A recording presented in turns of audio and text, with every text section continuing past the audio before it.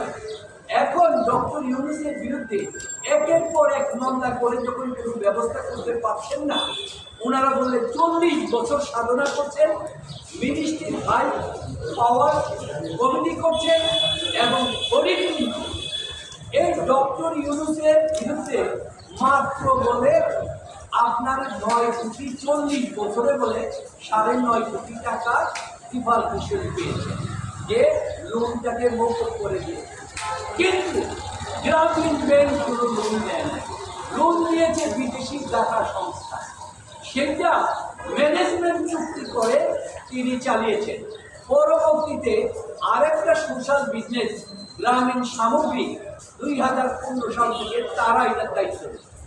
পরবর্তীতে দাতা সংস্থাটা বলল এটা গ্রামীণ ফান্ড, গ্রামের লোকের উন্নয়নের জন্য করা হয়েছে, তার কাছে এই টাকাটা দিয়ে দিল, সে তাকে চালা।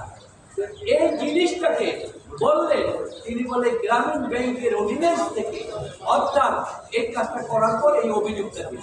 এখন আমাদের প্রশ্ন হলো, এই ডক্টর ইউনূসকে আসামি করার জন্য এই অডিট করে লক্ষ কোটি কোটি টাকা খরচ করা হলো, অথচ আপনার সুপ্রিম কোর্ট বললেন যে এস এ আলমের বিরুদ্ধে দুদক নিজস্ব প্রক্রিয়ার ব্যবস্থা গ্রহণ করবেন। আজকে 4 মাসের বেশি হয়ে গেল, দুদক ব্যবস্থা করলেন না। হাজার হাজার লক্ষ লক্ষ কোটি টাকা।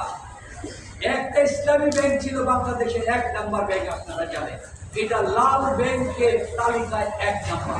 9টা ব্যাংকের মালিক হয়ে গেল, দুদক এখনো ব্যবস্থা। আপনি দেখলেন যে আমাদের সেনাপ্রধান প্রাপ্ত সেনাপ্রধানের বিরুদ্ধে তিনি ক্ষমতা থাকার সময় আল জাজিরা রিপোর্ট করলেন, সেইখানে বরং দুদক কোনো ব্যবস্থা করলেন না। বেনাজির পুত্র বেনাজিরের নামে নামটা বাঁচতে নোটিশ জারি করলেন, জানি না এই নোটিশটা পরবর্তীতে অবমুক্ত দেওয়ার কোনো ব্যবস্থা হয় কিনা, যে আমরাও দিতে দেখি। তাই আমরা দুদককে বলবো, ডক্টর ইউনূসকে, যিনি এত সম্মানিত ব্যক্তি, একটু কথা বলে নেই। ডক্টর ইউনূসকে বিল ক্লিন্টন ছিলেন আরকানসাসের গভর্নর, উনি বিল ক্লিন্টনকে দাওয়াত দিলেন যে ওই দেশের 50% লোক দরিদ্র, উনি জানেন বাংলাদেশের গ্রামীণ ব্যাংক হয়। ইউনূস সাহেব যখন গেলেন, উনি বললেন আমার দেশের এটা বহন করলাম আমার রাজ্যে, আর আমি আমেরিকার প্রেসিডেন্টের ইলেকশনে দাঁড়াবো, যেদিন ঘোষণা করবো সেদিন আপনি আমার পাশে থাকবেন। সেদিন তিনি সমস্ত আমেরিকাকে পরিচয় করে দিলেন, এই ব্যক্তির নাম ডক্টর মোহাম্মদ ইউনূস, উনি গ্রামীণ ব্যাংক প্রতিষ্ঠা করেছে, আমি আমেরিকার প্রেসিডেন্ট হলে সারা আমেরিকায় গ্রামীণ ব্যাংকের পরিকল্পনা নেব।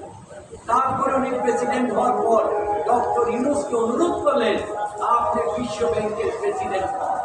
ডক্টর ইউনূস বললেন, আমি তো বিশ্ব ব্যাংকের প্রেসিডেন্ট হতে পারি না, বিশ্ব ব্যাংকের প্রেসিডেন্ট হলে মার্কিন নাগরিক হতে হবে। ক্লিন্টন বললেন, আপনাকে মার্কিন নাগরিক দিয়ে দিব, নাগরিকত্ব দিব। তিনি বললেন, বিশ্ব ব্যাংকের দায়িত্ব হচ্ছে ধনী লোকের সেবা করা, আর আমি হচ্ছে গ্রামীণ ব্যাংক দরিদ্রের সেবা করা, আমি বিশ্ব ব্যাংকের প্রেসিডেন্ট হতে পারি না। তারপরে উনারই পরিচালক অনুরোধে যাকে প্রেসিডেন্ট করা হলো, তিনি বাংলাদেশে আসলেন, তার ওয়াইফ পটুয়াখালী ঘুরে দেখলেন, গ্রামীণ ব্যাংকের কার্যক্রম দেখে উনি বিস্মিত হয়ে গেলেন। উনি বললেন, ইউনূস সাহেব, আপনি তো সময় দিতে পারবেন না, আমার সাথে ভাইস প্রেসিডেন্টের দায়িত্ব পালন করেন।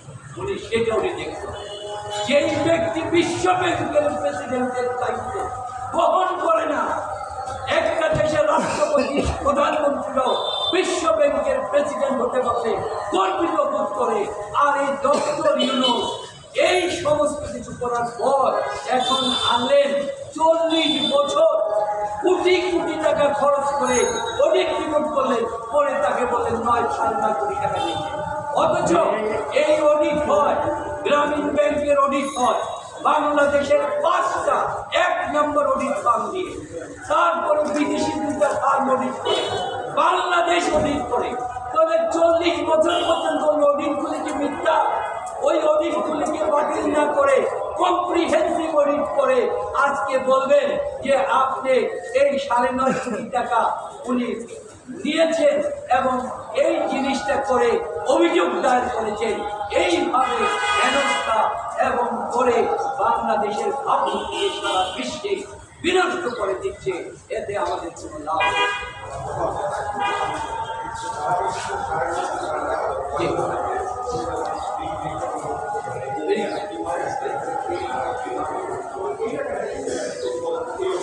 এই অভিযোগটা যে ঋণের বস্তুটা, ঋণটা কিন্তু গ্রামীণ ব্যাংক দেয় না, দিয়েছে দাতা সংস্থা, এটার নাম হচ্ছে SBCPF, social venture capital fund, দাতা সংস্থা।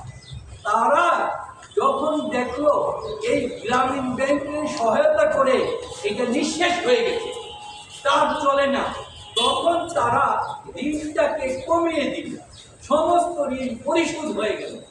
এইখানে মিথ্যা অভিযোগ এনে মানুষ যেন বুঝতে না পারে, ওই যেমন সিভিল মামলাকে ক্রিমিনাল মামলা দাবি করে শ্রম আদালতে কেমনে 6 মাসের সাজা দিল, এই দেশের মানুষকে বোকা বানানোর জন্য আজকে এই অবতারণা করেছে। না, গ্রামীণ ব্যাংকের তো ঋণ দেওয়ার ক্ষমতা নাই, অর্ডিন্যান্সে নাই।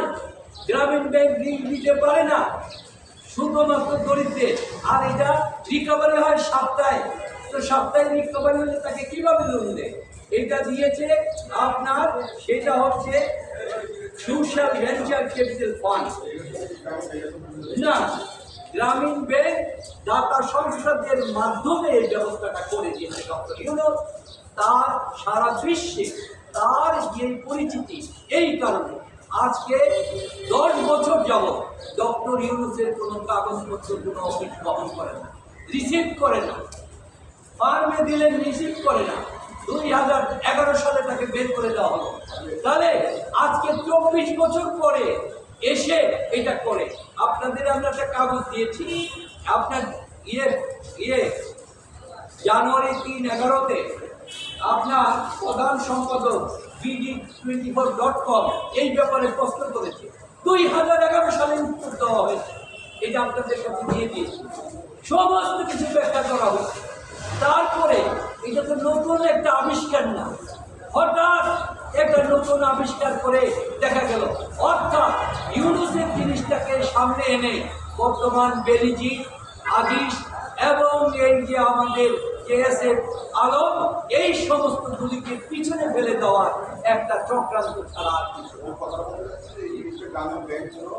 না, তার ক্ষমতাই ভিত্তি।